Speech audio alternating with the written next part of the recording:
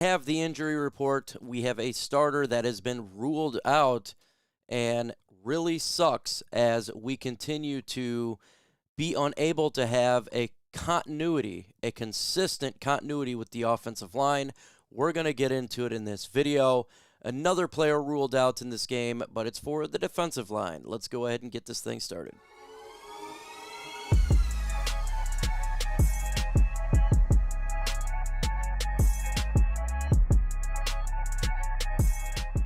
Make sure you guys go ahead and subscribe to the channel. Trying to get to 9,000 subscribers, and the faster we do that, it really does push the channel out there, and you will eventually get more Lions content, just how the NFL works when it comes to the YouTube and, of course, our beloved Detroit Lions here and how this thing operates. So let's go ahead and get into the Lions news. And guess what, folks? Jonah Jackson, left guard, comes back. He's ruled out for the game on Sunday against the Chicago Bears. The inability for this offensive line to stay healthy is just crazy. I've never seen anything like it. We finally get it back and then again lose another player. So Jonah Jackson will not be playing in this game, and we're going to be having backup at the left guard position. Look, I know our backups can do fine. I know they're good at what they do.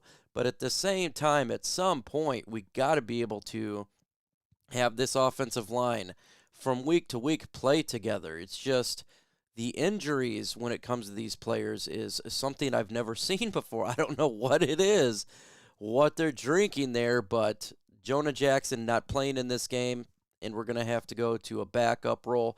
Now, look, the offensive line will be fine. It's just having him on there definitely makes the offense better. It definitely makes the run game much improved when you have a guy like Jonah Jackson pushing those defensive linemen. He's such a net positive to the offensive line. It's not like we're going to be going, though, up against a defensive line that's top rated in the NFL or anything like that. But at the same time, the Chicago Bears are good at stopping the run, so having a player like Jonah Jackson there definitely would have helped. At the end of the day, it's not happening. So he's been ruled out.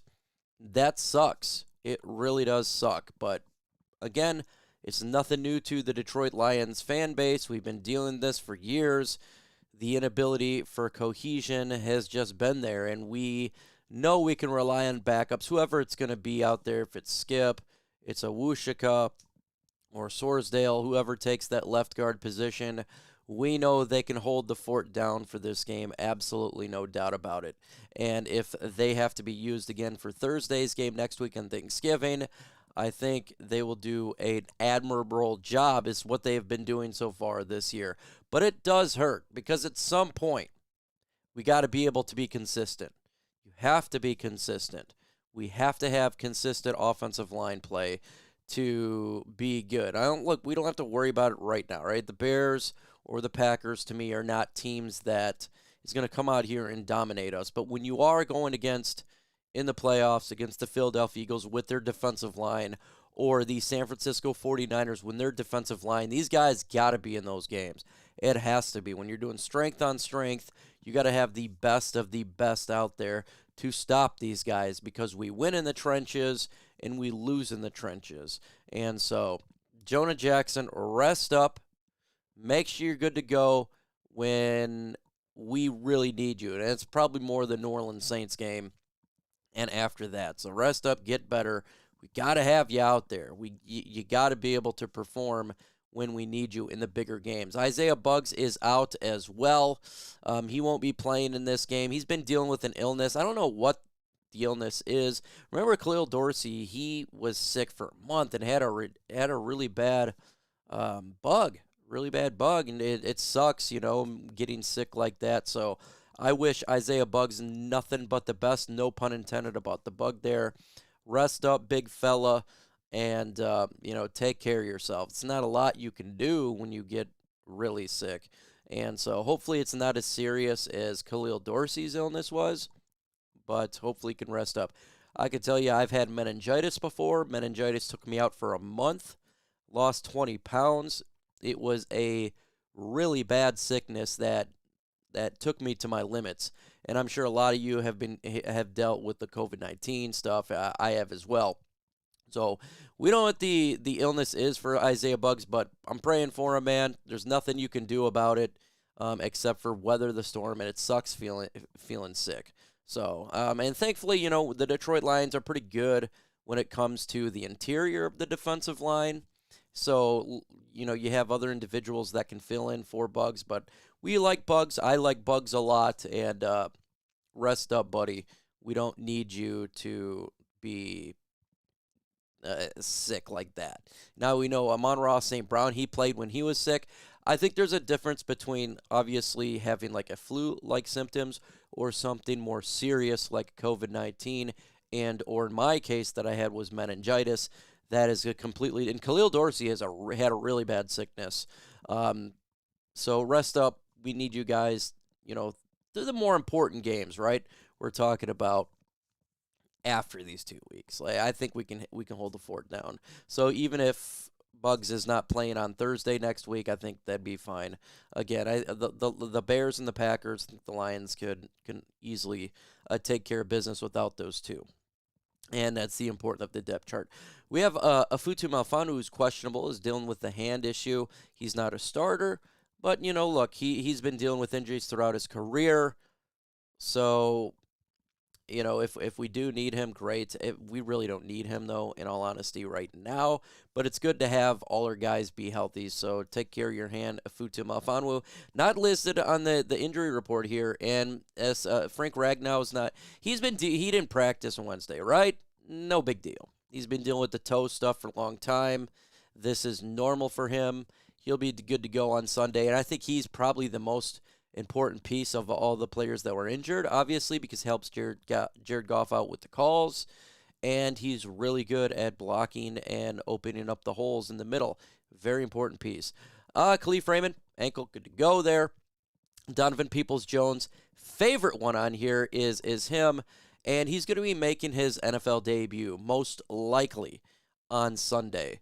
And we get to see what we got from the trade, right? We get to see what he can do with this offense, and I think he'll be a decent piece. Now, look, we want to get defense in the trade. I understand it, but let's not put Donovan Peoples-Jones.